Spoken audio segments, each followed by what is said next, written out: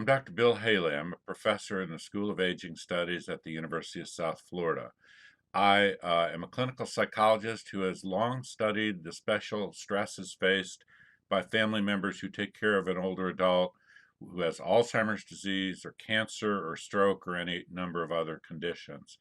So, caregiving is often a very stressful role for people to play, but it's also a very valuable one because caregiving allows family members and others who are willing to take care of a relative um, a chance to keep that person out of a nursing home facility and a chance to help them live in a comfortable and safe home environment.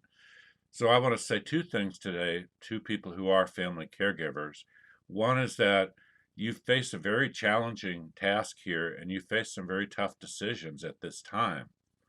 For one, if you've been providing care but getting assistance from other family members or from community agencies, you're facing some tough choices about whether it's safe to bring people in from these agencies or your family members.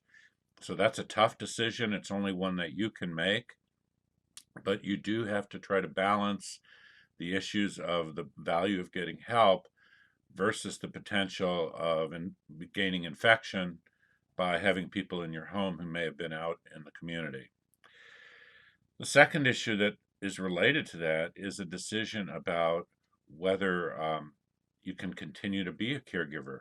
If you've relied on outside help and that help is not available, it might be a time that you have to think about whether your relative may need to be placed either temporarily or permanently in an assisted living facility or a nursing home facility. That's a very tough decision, again, that many families are going to have to make. But caregivers can't allow themselves to get to a breaking point on this. The second point I want to emphasize is if you are a caregiver, you're facing some new stresses of social isolation because you're probably not seeing family and friends or having a chance to get out and do hobbies and activities, and these were likely diminished already while you were a caregiver. So I do suggest if you're a caregiver, find a way to charge your batteries, find a way to engage online or by the telephone with people.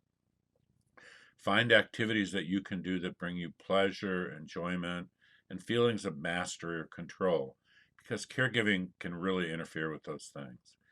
Last thing I want to note, if you're not currently caring for a family member, find out and think about whether there are people who you know who are caregivers.